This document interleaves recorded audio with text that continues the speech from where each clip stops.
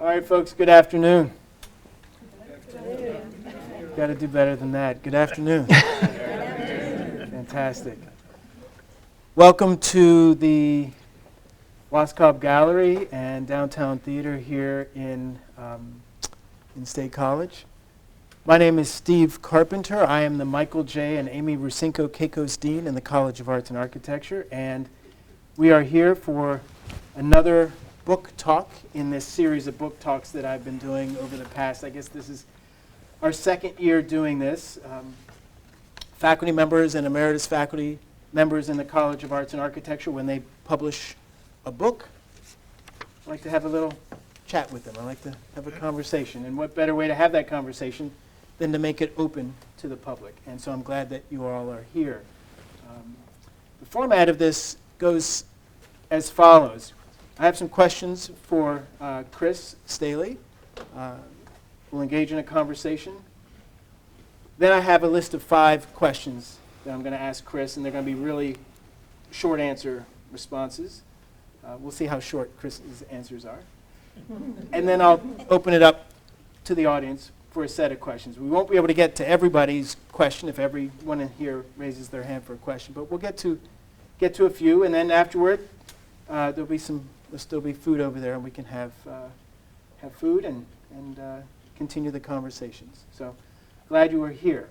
I'm sitting with Professor Emeritus Chris Staley. Chris is an artist, an educator, and now a book author, and we will be talking about his book, Teaching Art and Life. And a bit of a background or some context, back in the 1900s, Chris was a faculty member here, and I was a graduate student here. And that's when we met. We met in 87, I think the summer of 87, or the fall of 1987, not 2087, 1987. And now we're here today to talk. So Chris, welcome, and thank you. Thank you. Great. So I have a set of questions here. I have my book, Teaching Art and Life. This is a book that I know Chris has been working on for many years. I don't know how many years, but many years. And I'm glad to be able to hold it in my hand, not just hear about it. Like, yeah, okay, Chris, yeah, there's a book, whatever. No, we really have a book. So just going to jump in. And the book is really, we'll talk about the book, but our conversation will go in different places too, I'm sure. But it's all related to teaching art and life. So years ago, I know, back in the 1900s, you wrote an article, you published an article, something I think was called How a Handmade Pot or How a Handmade Cup Can Change the World, or Save the World. That's right. Right? How a handmade cup can save the world. How can a handmade cup save the world? Big question. I just wanted to thank everyone for being here. It really, you never know how many people are going to turn up, and I really appreciate your taking the time to be here. And then I also really want to thank Steve for this opportunity to talk about the book. So thank you very much. So that How a Handmade Cup Could Save the World really came about just wondering about the relevance of teaching ceramics and teaching pottery. And it's so easily dismissed. You know, you're just playing with mud and you're just making bowls. There's nothing that significant about that. But I kept thinking there is something profoundly significant about it, and it seemed like, listening to students, just the fact that they could do something with their hands and that they could begin to sort of, when you see somebody, a student, make something with their hands and they realize they brought it into the world, there's this sense of profound self-affirmation, like, I actually did something and I can see it. So there's this tactility that's really significant in terms of self-worth or meaning. And then I just would see them not only grow as ceramic artists, but profoundly grow as human beings, because to be quite honest, started to feel a sense of self-worth. Mhm. And I mean, I could talk a long time about all the, I mean, everyone puts a cup to their mouth every day.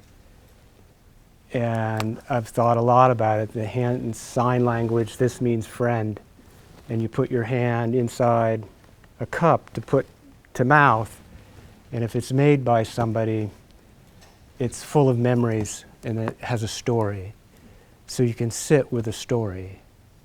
And people are really, more than anything, even 30 years ago, were longing for some sort of connection. So it seemed like there was far more, and then to be quite honest, the arts have always been under siege. They're like the first thing that often is thought to be cut for financial reasons, and it's always, in my mind, been art in general is the most important subject being taught because it's about a person's story and their relationship to the world around them. And we all have a story. And each of our stories is worth hearing. So that's sort of what comes to mind. I don't want to blather on too much longer. No blathering. Yeah. So this article, which was like a page or 2 pages, right? And there's an image of this cup in the middle. Those are pretty profound thoughts and ideas to be inspired by a cup. And at this time you're teaching at a large university, and you're exhibiting your work in galleries, Garth Clark Gallery and other galleries, and then there's this national and international visibility, right? You couldn't stop writing or thinking about teaching as well, right? While you're doing all of this exhibiting, you could have just focused on that, but there's something about writing that keeps drawing you back. What is it about writing that, I mean, look at you, I'm talking to you and you're taking notes on our conversation, so what is it about writing? What's the deal with writing, Chris? Well, it's curious, a lot of artists go into the arts because they struggled academically, or they had dyslexia, or, I mean, there's a number of faculty here, Bonnie, it's like, it's pulling teeth to have artists write an artist statement. And God knows what AI is going to do to that. But I think, simply stated, we don't know what we think until we see what we write. And when you write, it's a form of self-discovery. It's really, really profound. And I think I knew that years ago, but I didn't come to any sort of cognizant understanding of how significant that is. And I think I'm a bit odd. The more I taught, the more I became fascinated by teaching. And my love for teaching only grew as the years went by. So love for teaching continues to grow. You write, you take notes. You wrote that article, that made sense. You've written some other things. Is that the origin of the book? I mean, at some point, you start to decide, there's a book here, or at least there's a series of articles to put together. What was the origin of the book? Honestly, I think it's a part about mortality. And you get older in life and your parents pass away. And, using it, I was thinking about this when I was driving here. There's this, horrible football analogy of being in the fourth quarter. And I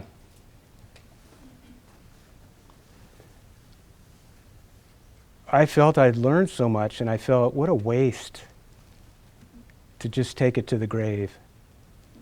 So it was really a mortality issue of like, I've got to get this stuff down while I still can and get it. And then, to be quite honest with you, there aren't that many books on ceramic pedagogy from artists. But I did want to say at some point during this conversation that I've always been really profoundly grateful for the art education program here. Particularly Charles Goroyan, who studied with Elliot Eisner. And so I was reading about teaching art all the time. And then to be able to step into a classroom. And I think it was only after I retired that I realized what a true privilege it is to teach. Because I think everyone, we all want to be at the table and we all want to be listened to. And when that structure was gone, I realized how, in some ways, I'd taken it for granted how much I missed it. To be able to go in a room and just have 12 people waiting for you to talk. I think it's hugely underappreciated by teachers. But then I think our society really undervalues the value of teachers. But don't get me started. Yeah. Okay. It's interesting you mentioned mortality and that thinking about this grand concept, this grand idea as part of the origin of the book. For those of you who haven't read the book, it essentially 40 chapters. Some chapters are 2 pages long. Some chapters are 4 or 5 pages long. I think you say early on in the book, look, you could read it in sequential order. You could jump in at any moment. It's written in a way that it's easily accessible. There is no necessary start or finish, although you can begin someplace and finish someplace else. In some ways, I'm wondering, is this not an autobiography, Chris? Not so much. I mean, writers, I would talk to writers and they would always say, show, don't tell. Don't pontificate. Show by talking about experiences that you've had. So I tried to use that as a mantra, and then I always tried to go back to the subject matter. So I really, really wanted to frame it around teaching. But I think, that book, The Ultra Communicator, it talks about that when people really communicate, there's got to be something emotional, or there's got to be feelings involved. And I think that's one of the great things that art, it's about thoughts and feelings and people's relationship to the world. So that had to be part of the book. But the autobiographical thing is, I don't consider it a memoir in any frame. But I've been thinking about, how memoir, philosophy, everyone has a story, we're all profoundly different. And then someone used in a conversation, we so often assume that people think the way we do. We just assume that. But it's the furthest from the truth. And yet, we're so profoundly similar. We all basically want to feel heard, we want to feel respected, we want to feel loved. These are basic things that are sort of essential to the human condition in some way. And I guess I'll just say, I think, one of the things, there's a number of educators here, but one of the things that is really missing in education is we don't ask the big questions.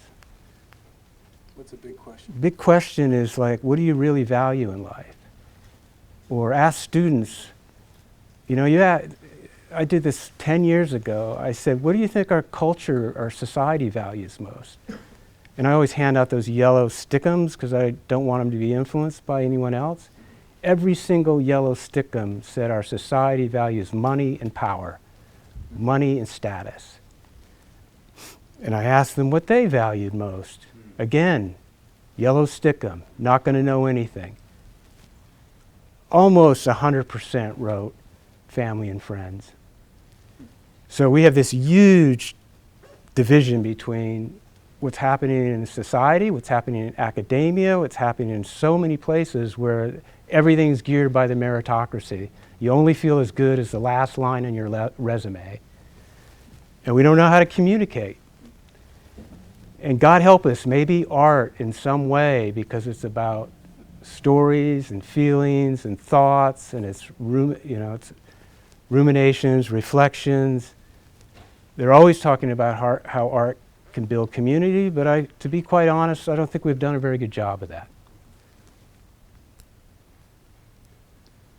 So you're in the ceramics studio and you're teaching these courses, but at some point, about 10-ish years ago, you decide, you know, these ideas that I have, the questions about big ideas, about art and life, maybe there's a different kind of class. Maybe the conventional ceramic courses are not it, and you create this course called Art and Life.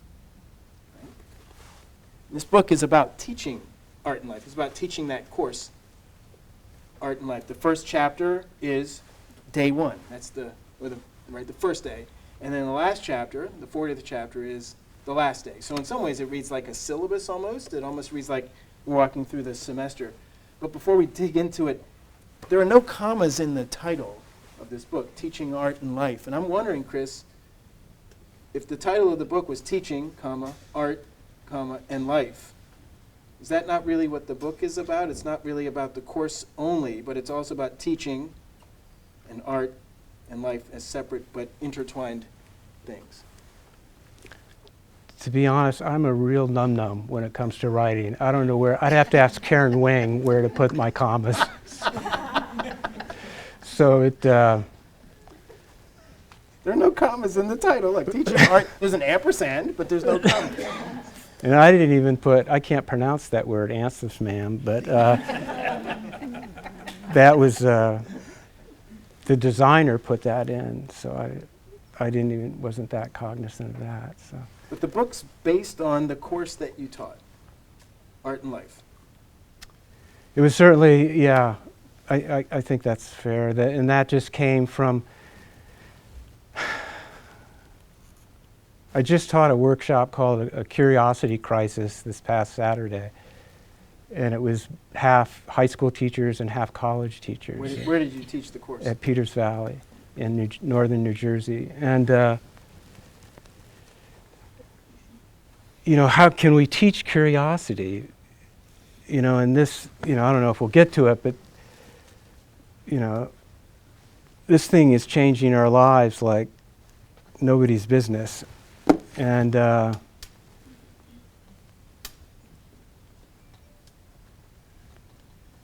so this idea of curiosity, and I've always thought questions, so I would begin every class with something I was curious about. So, you know, okay, I started calling it trivia for the day. And then I thought, where does trivia come from? And it comes from ancient Rome, where there was a post and they would put notes on the door, and that was, trivia was 3 roads, trivia. And then I thought, well, everything comes from someplace. The word deadline comes from the Civil War, where they didn't have anywhere to put prisoners, so they'd say, you know, look at Johnny Reb, there's 2 trees there, if you go beyond that, we shoot you, that's the deadline. So you can go on and on, C-section, everything has an origin in some way. Round robin has an origin. And, so I would basically, and be reading all the time, like The Courage to Teach by Parker Palmer, and he said, you have to teach with a sense of urgency. And then I would ask students, what do you value most in a teacher? And almost universally, they simply said enthusiasm. We just want to know if the teacher's enthusiastic or passionate, if they care. And so it was Lily Zuckerman, you know, just said, you got to teach a class on trivia, or this idea of curiosity, or this connection between. So she and I wrestled around, and then she was a junior when this all came, and then by the time she goes, listen, I'm graduating. You get your act together. I want this class before I graduate. And she was relentless, every 2 weeks.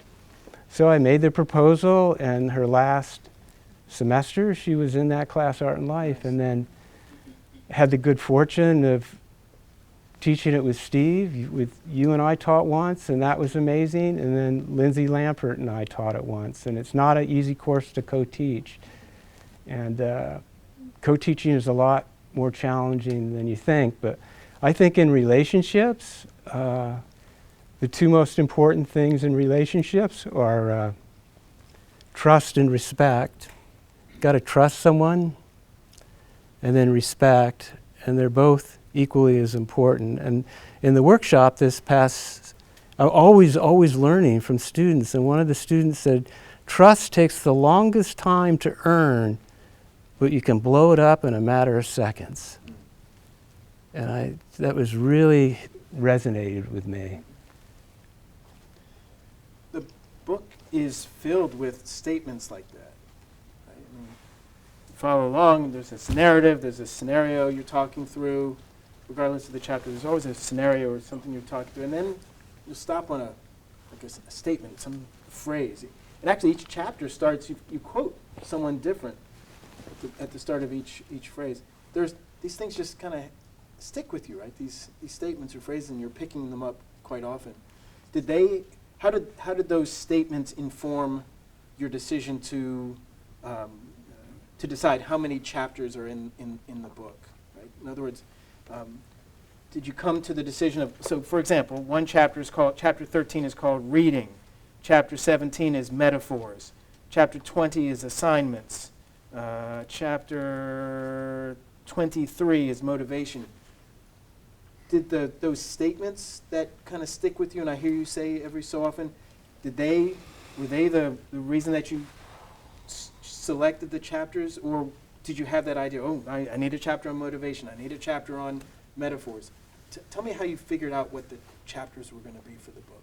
Yeah, that's a good question. I mean, honestly, the chapters, the titles, I thought just one word and then a question after the word. So I just sat down when I started and I just thought, okay, just brainstorm and just start writing down words of interest. So I just, I read something really fascinating. This is the type of thing I share when I talk with students. I said, I never would have thought it, but it's quantity over quality. And I just recently read that in that book, Atomic Habits. So I'm always trying to read so I can learn. So when I learn something, I have something to share. So this really, one of the best college teachers of photography wanted to do a test, and he divided a class in half. He said, this half, you're going to take as many photographs as you possibly can. Just take photographs of things that you're interested in. This side of the class, you are concentrating on quality. Really focus on what you think is a quality photograph. At the end, he said, pick your 10 best photographs and submit it for the final. You submitted your 10 best from over 1,000 photographs. You submitted your 10 best from maybe 80 photographs. Without question, the people that took over 1,000 photographs came up with 10 that were far superior. So one of the big problems in art is the grading aspect, and I've had students just say, tell me what to do to get a good grade. I said, don't you want to be creative? No, just give me the A. And this is far more of a problem. And then what it's done to creativity and curiosity, people are scared more than they ever have been before. There's more anxiety, and fear is the cause of every problem. But let me go back to Steve's question, that those quotes, when I hear a quote, I'll write it down if someone says something or if I read something, and I'm always encouraging the students to read, but most students don't read anymore, to be quite honest with you. But one student said, I read the whole damn book, and I only got one thing out of the whole book. I said, you're lucky you got one thing. If you could remember one thing out of a book, it's really good. So I read, who's the Richard Powers, many say he's one of the greatest writers today, wrote the Overstory, but the book Bewilderment, I read one line in that book. And I have several books of quotes, and I just fill it with quotes. And the one line was, we're all suspended between love and ego. We're all suspended between love and ego. So then I write that down, it really stays with me, and I think about that. And so all our lives, what am I saying this for? Am I saying it out of a place of ego, or am I saying out of a thing of love? Then I wonder what love is. So it's constantly asking questions, and that idea of asking 5 questions in a row, what's your favorite color? Blue. Why blue? Because the sky is infinite, and I like it because it's sometimes blue. So I like that infinite space. Why do you like the infinite space? Because when I look at the infinite space, it goes on forever. How can something go on forever? How can time and space go on forever? Is love eternal? So it's that question. So when you're asking an art student, they want to dig deep. They just don't know quite how. So as a teacher, if you can keep asking a question, they'll go deeper and deeper. And pretty soon they find who they are, and everyone's got a powerful story. But it's just, like I was so confused when I was a grad student. I think one of the reasons I wrote the book is I so struggled as a student. And I wanted to unpack that and understand that, but just simple questions as a potter. Are you making pots to end up in the kitchen? Or are you making pots to end up in the living room? Mm-hmm. My jaw dropped when I was asked that question. And then I was making all these beautiful green cups that were just gorgeous. They're like jewels. But every time I would go to somebody's house, they would be in the living room. No one was using them. And I was going, what is going on? And I realized they were just these little jewels, and they were too nice to look at, and they didn't feel that good, and they were such wild colors.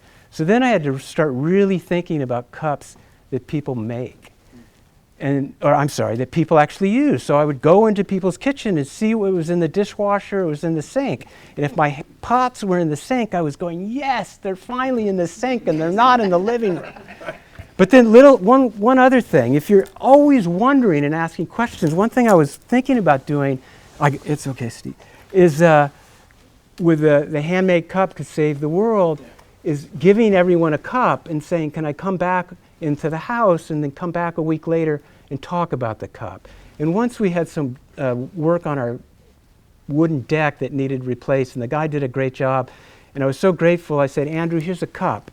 I wanted to give you, and he was holding the cup, and he put his hand, he goes, are you giving me this because there's a dent in the side? Is this a second?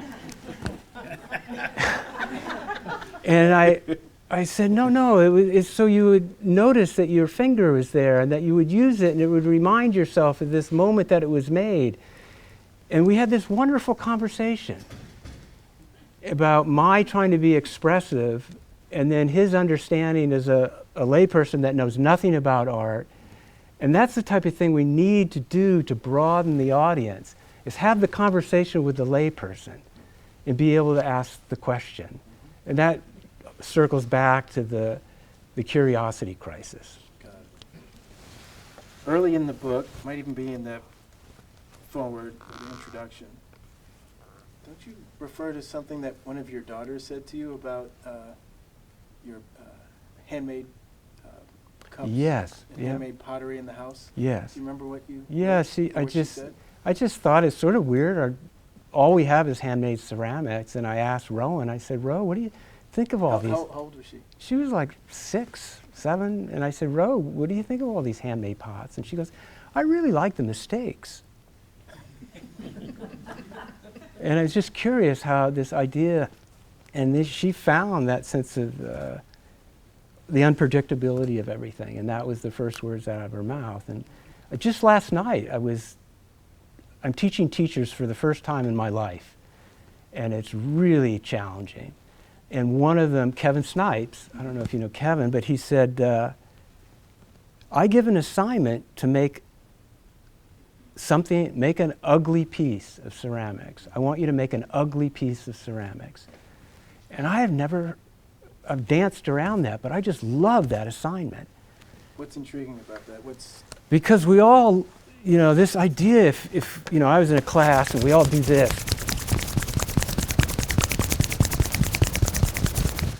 and then you stop and you put those really close.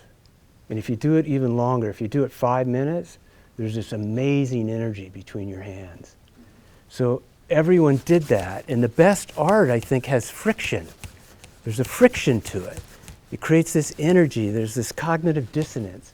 So, I might as well, again, getting older, I don't care anymore. So I've always had this fascination with shit, with we all poop every day, if we're lucky. so That's the getting older part. Yeah, right. So I'm just amazed with clay, and then you try and, every potter has to deal with the issue, do I make tight pots or do I make loose pots? And, the Japanese with the wabi-sabi and the Eastern ceramics, they really want to celebrate the movement and the organic nature of things. So this is a thing. And then I was working at the clay studio in Philadelphia, and I make these really beautiful vase forms, but then I like to just put them back in where they came from, put them in a big bucket of slip. And one of the resident or associate artists say, why do you make these really nice vases and then just dip them in shit? And she just said this out of nowhere, and it made me really question. So I like that sort of full, we're all going to go back to the earth. We're all going to become ashes. And there's something about questioning the notion. I mean, and again, the quote thing helps. I think it's a question, Steve, of just connecting the lines and the dots and just trying to put pieces of the puzzle together.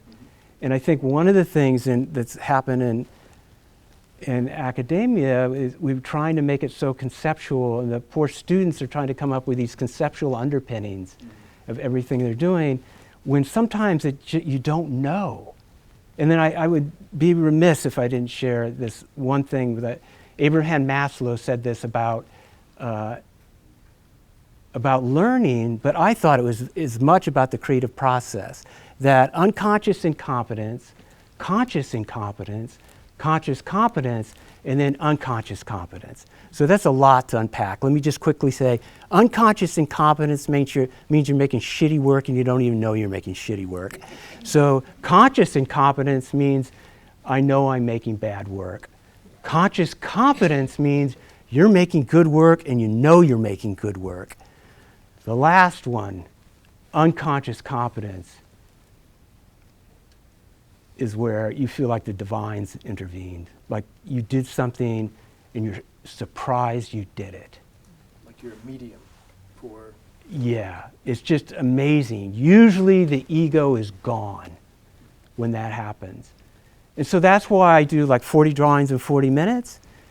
By the time you get to drawing number, bing, next drawing, bing, next drawing, bing, next drawing. You get up to drawing 36. I look at these students, they could care less. Just get this thing over with. But they're still making marks and energy on the paper, and it's amazing. Yeah, and I'm just sorry, there's grateful so many people here, but I am seeing Russell Frank way in the back, and Russell, for a whole year, wrote a poem in the morning. Every morning he would get up and just write a poem. And so, I said, are you doing it anymore? He said, no, I don't know if I liked it much, but he got 4 really good poems out of it. So it's sort of like, and then the book was, thank God my youngest daughter said, Dad, just put words on paper. Just put words on paper, just start. And so as a teacher, I just try and really lower the expectations. The last thing I want to say is bring your A game and all that other stuff. Students want to do well, and so they've got to enjoy it and sort of have fun and not be so judgmental. And last night with this teachers thing, the thing I asked these teachers is why teach? And this one of the strongest, she's one of our nation's greatest potters, Ruth Easterman, just started crying. She couldn't stop. And she was trying to share why she wanted to teach.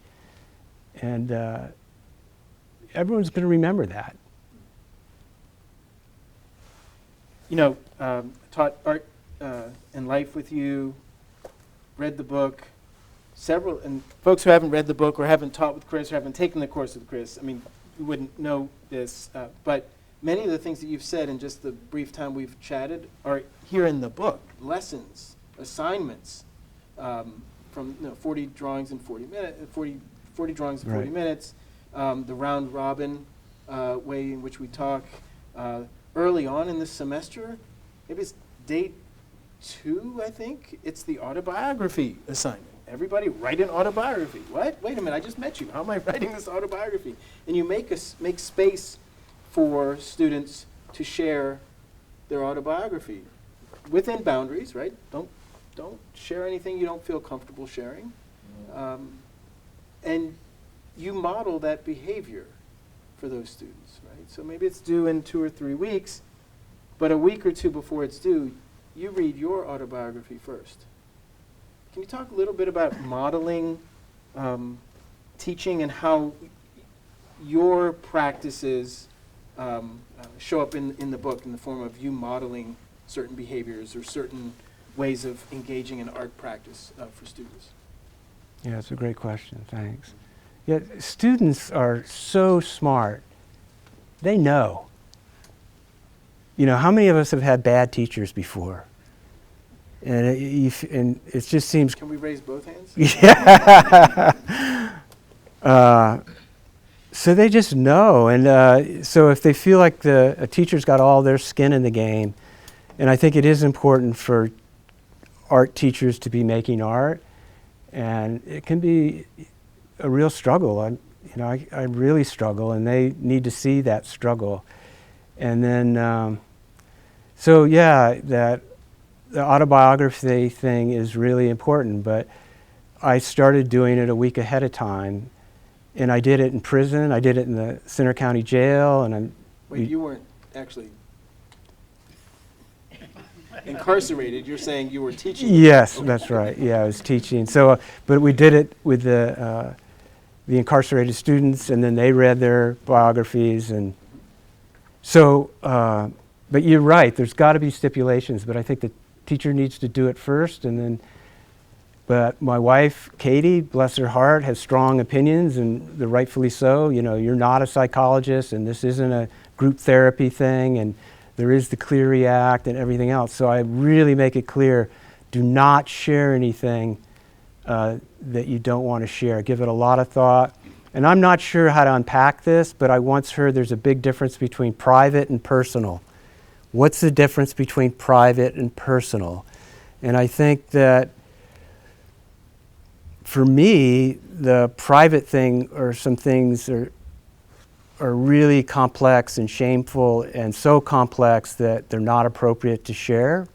They're just not, and I haven't. But there's personal shit. Like when I wrote my thing, Why Teach, which I never wrote, and I read it the week before these teachers in the student class, my first sentence in my Why Teach is, I failed first grade. And it's true, I failed first grade.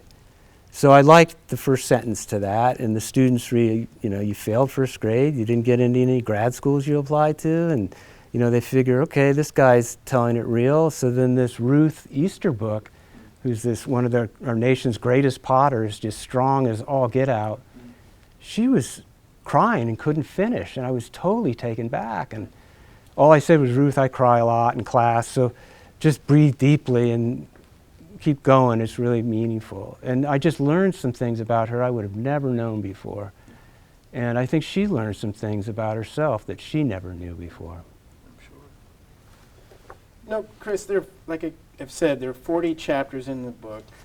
So here are some of the chapter titles. Again, all one word.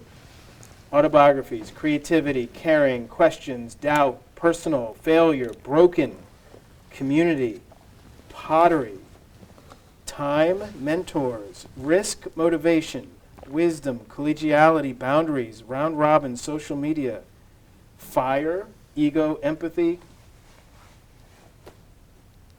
Just 2.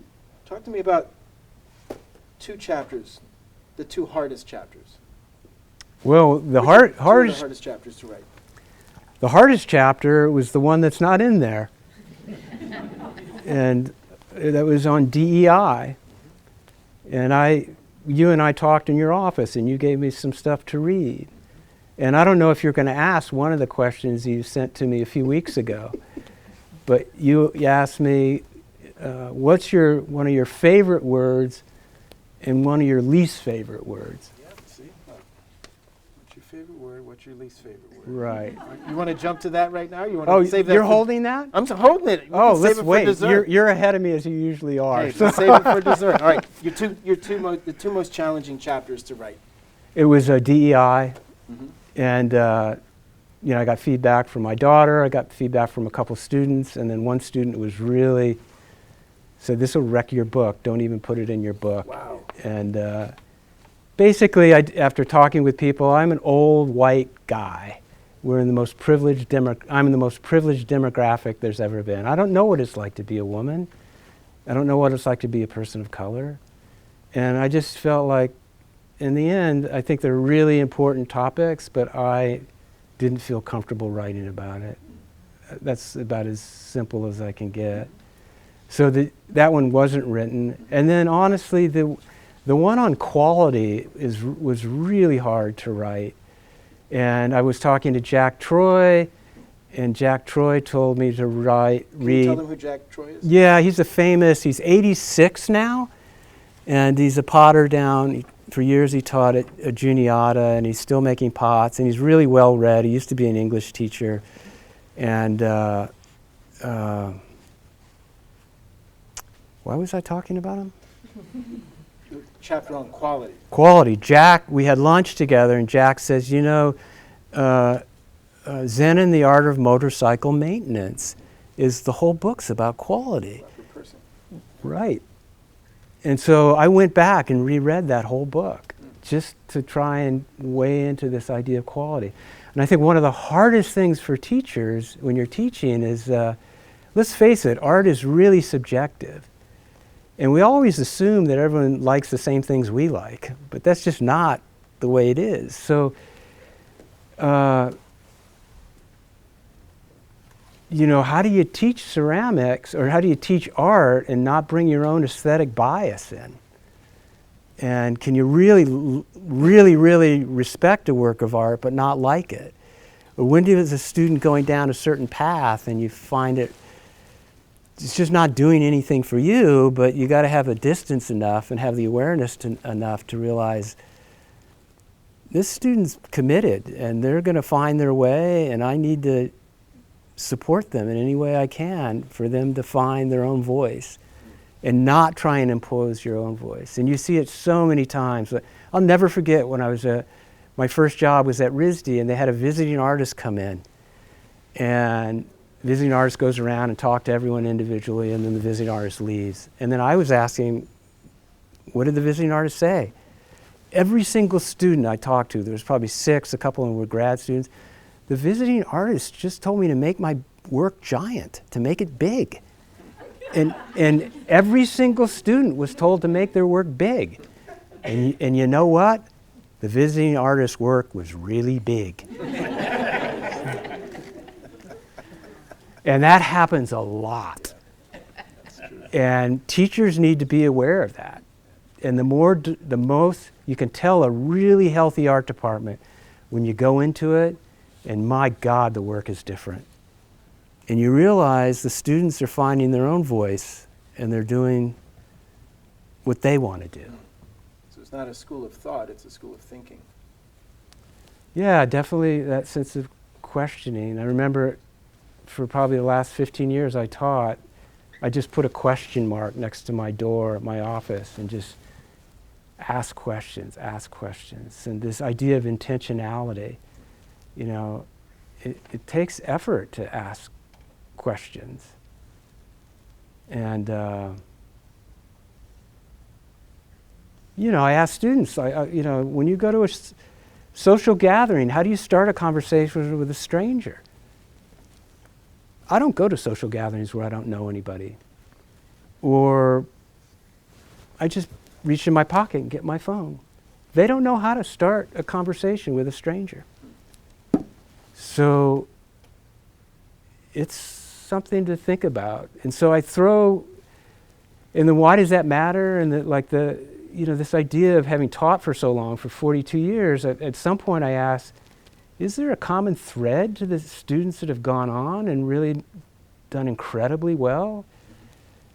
What did they all have? And then I realized they all had 3 things. They had a really strong work ethic, they loved what they were doing, and then they were talented, and then they usually had people skills. They had they were good conversationalists, and then I've been thinking about that word love. And the best thing I read was how love one of the ways to measure love is how much you're willing to inconvenience yourself for another person. So when Kate says, we don't have any butter and I want to make cookies to the thing tomorrow, would you mind going out and get butter? And it's like 10 o'clock at night and all I want to do is, sure, Kate, I'll go get the butter. I mean, that's a very lame and simple thing, but it's an interesting question that I love. And then, you know, what is it, the 5 love languages that everyone's heard about. And I think, you know, Kate and I have some wonderful conversations, and she's a psychologist, and it's intense when we all have this background and how that background influences who we are today. And how much do you want to dig into that background is a really big question. And then I have the men's group, and Tony's here, and it's a bunch of dads that have gotten together for almost 30 years. And whoever hosts it gets asked the question. So I get to host on Monday night. And the question I'm going to ask is, how do you think you've changed in the last 10 years? So that's a question I've been thinking about myself. Nice. That's a good question. I want to give folks a bit more of a sense of the book. I want to get to this one of the 2 chapters that you mentioned that were the most challenging. I want to read a bit from Quality. Then I want to get to those fast 5 questions, and then we'll open it up to the studio audience. So chapter 16 is Quality, and as Chris mentioned, he starts off with this quotation, and this is from James Baldwin. Not everything that is faced can be changed, but nothing can be changed until it's faced. And then your question is, what is quality? You go on, you start talking about this dented steel water tank that's in your living room. You talk about that for a while, but about halfway through the second page is this paragraph. And it refers to craftsmanship, and you mentioned craft early in the conversation. So I just want to read this paragraph, and then I'd love your reflection on this. Craftsmanship is the most used metric in judging art. On numerous occasions in an art museum, I've heard a person say, quote, I can do that, commenting on anything from splattered paint to a found object. The technical virtuosity displayed in craftsmanship is easy to relate to. Anyone who has tried to draw a portrait of someone's face can attest to how challenging this can be. Where did that example of craftsmanship, or that entrance in response to craftsmanship, come from?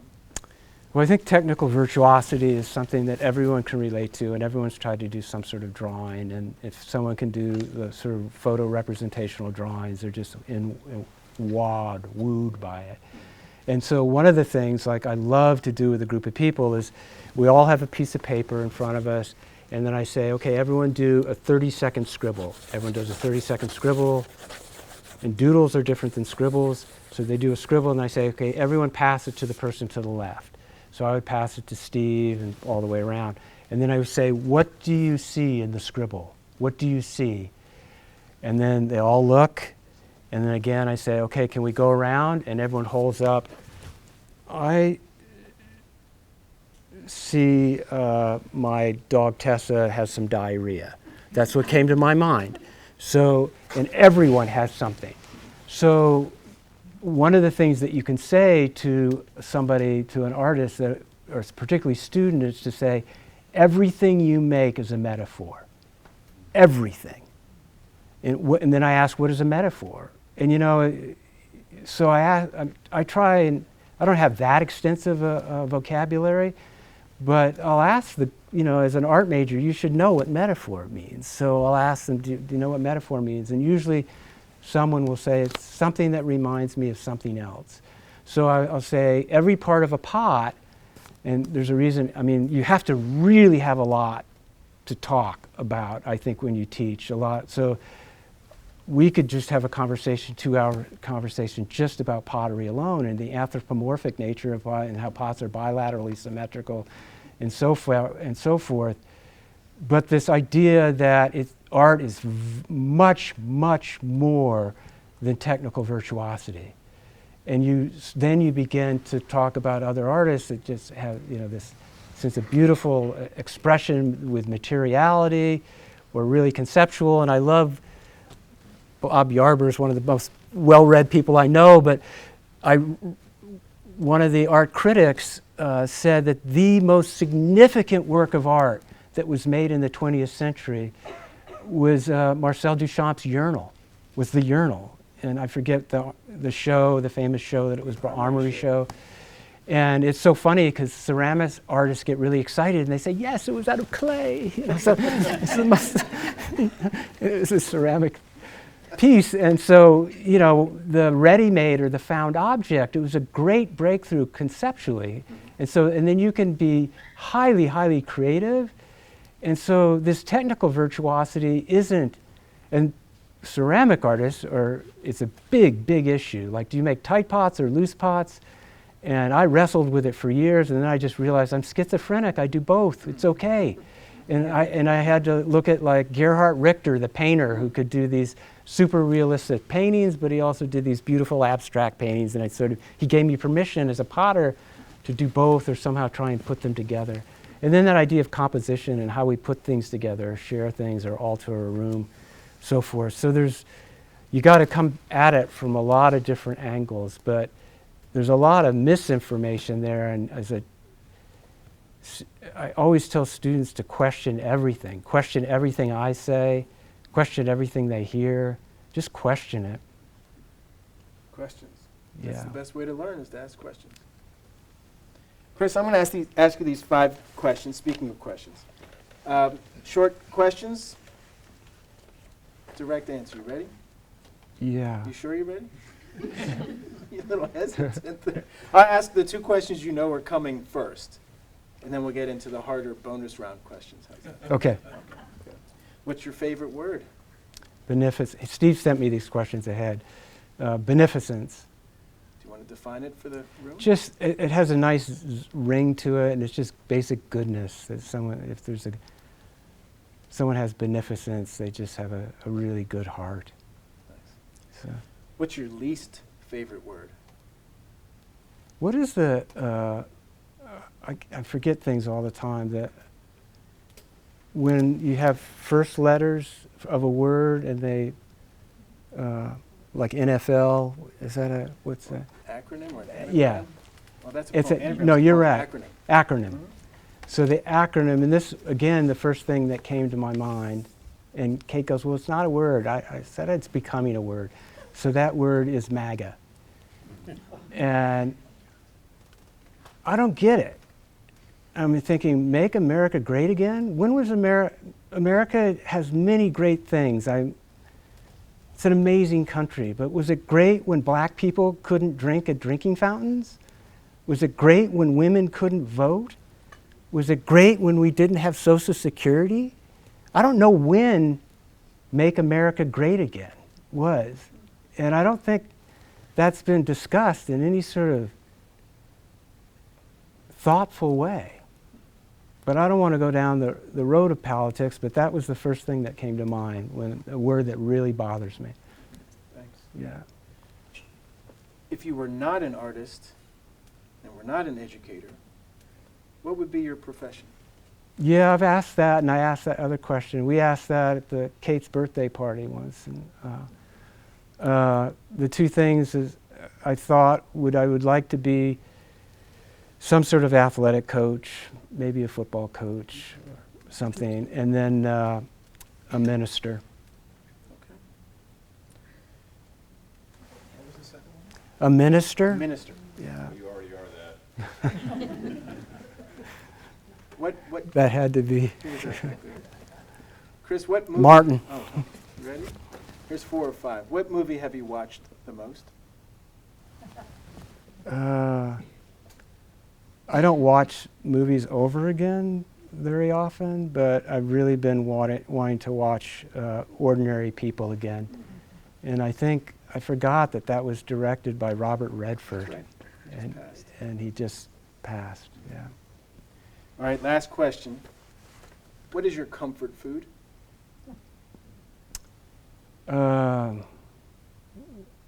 It's pretty bland. It's just cereal, I guess. crunchy Special K or something. And it makes sense because it fits in a ceramic bowl. Right. Chris Staley, everybody.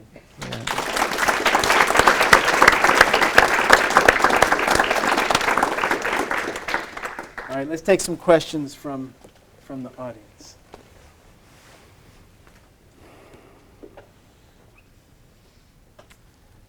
Yes, Christina.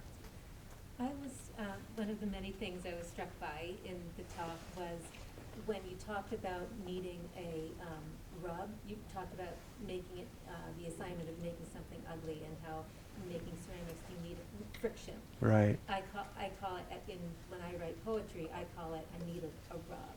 Mm. And that rub is something that when I'm writing a poem, I'm very aware of all the time. It's kind of like holding a line of tension, not to make it have too many beautiful words or assonants, without the kind of the cacophony that needs to kind of come in with a crack, or, that balance. Are you aware of that, holding that tension, that kind of rub, and how do you teach that to your students if you are, while you're making a pot? Yeah. I did something I'm always wanting to do something new in every class I teach.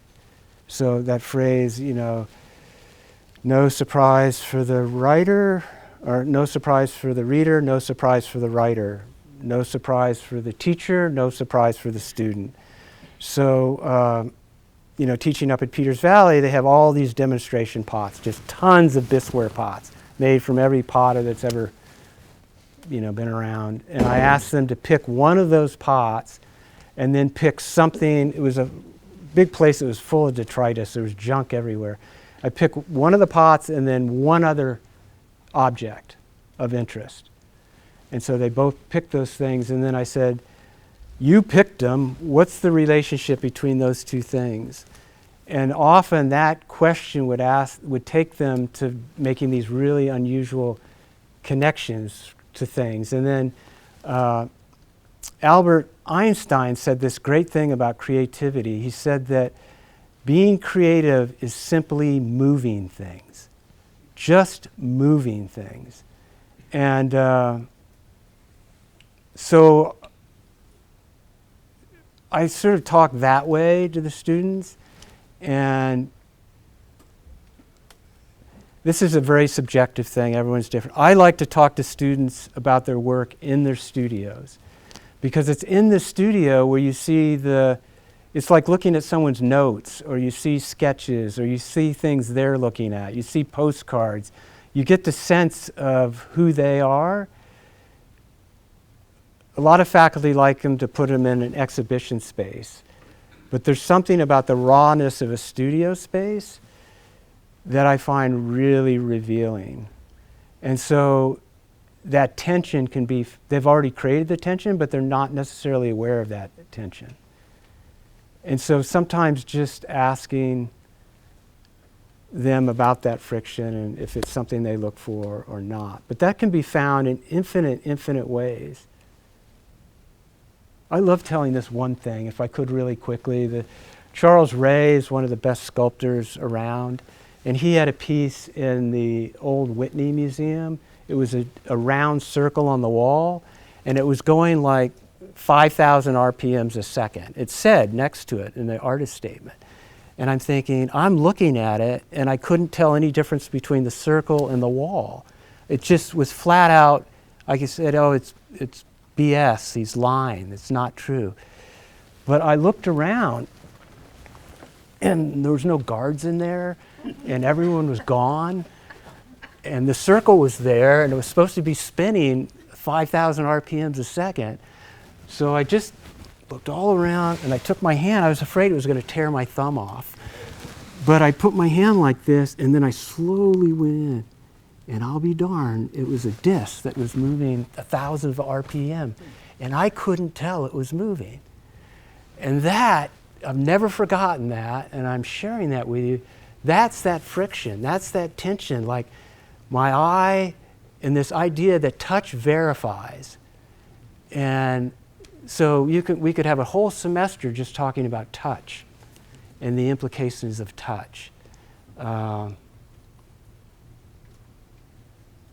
It's amazing that all 8 billion of us have different fingerprints. And people that study anatomy say the reason we have fingerprints is that we need that little bit of texture to lift things. That little bit of texture helps us lift things. We have a question here. You've had more than a couple of students who themselves have gone on to be teachers. Have you had a chance to discuss with them how or even whether your approach to teaching has influenced the way that they approach their teaching? No. So I think everyone teaches differently. And I think it's really important to respect that there's infinite ways to teach.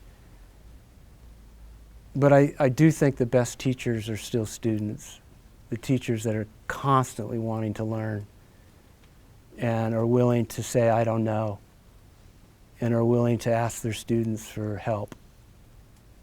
And when they can tell when you're sincere. I don't know what, I'm thinking about this. Do you guys have any thoughts about it? Like one of the people in the workshop on Saturday said, she said, I think, I can't tell whether curiosity is latent or if it's something that we can teach. In other words, children are always supposed to be really creative. Is it just something that culturally we obliterate, that curiosity? Or can it actually be infused? But when I have to work at it, and that idea of intentionality and empathy is a question of intent, that we have to intend. So when I go to meet someone, I think about that person. And I think about, I wonder what they've been doing. I know they're doing this job. I know they took that trip. I think of questions ahead of time before I go and meet somebody. Because I think we probably should wrap this up pretty soon. I don't like to, it's how many times have you been to a social gathering? And no one asks you a question. And I once had a pretty good friend that I really valued their friendship, and he came to my house. I hadn't seen him for a year, and he just talked for 2 hours. He asked me one question. I was so upset I didn't get in touch with him for a while, and then I finally emailed, and I just said, "Dear," and I have to say my feelings were really hurt when you came to visit, and you basically talked for 2 hours and never asked me a question. And I just want to say how much I value our friendship, and I value our friendship so much that I felt like I needed to share this with you. And to his credit, he emailed back. He said, I can't tell you how grateful I am for you sending the email. He said, it's been affecting me at work because I'm not asking any questions and so forth. So it's really hard to have honest, open questions. I'm going to get no, I'm not. Private and personal. So. Let's take one more question. Okay. One more question? Yeah, go ahead. Maybe two. I see a hand there too. So we'll do one question and then the bonus one more question. And then we're really done with questions. Go ahead. Okay, thank you. Yeah. I was wondering, tries to make things. Craftsmanship has always been sort of a measuring tool for me when I look at work. So I'm interested now, when you look at work, will it be important for you to know that it was made by a person versus generated by AI? Because we could have two pieces on a wall, and you might not know from a distance, or you might not be able to tell. But one will have the story you're talking about that we all have to tell, and the other, well, maybe it will, I don't know, but anyway. That's a great question, Stephen. Stephen is just the most amazing woodworker. I don't know enough about AI to be perfectly candid with you. I don't, I like drips and I like things that are, there's a real physicality. And the things that I see that are digitally reproduced, I like them too, but they don't have that sense of materiality. And so one of the things that is so distinguishes us so much is our laughter and crying, tears of joy and tears of sorrow. And whenever you're in a group and someone gets choked up and cry, often other people get choked up. And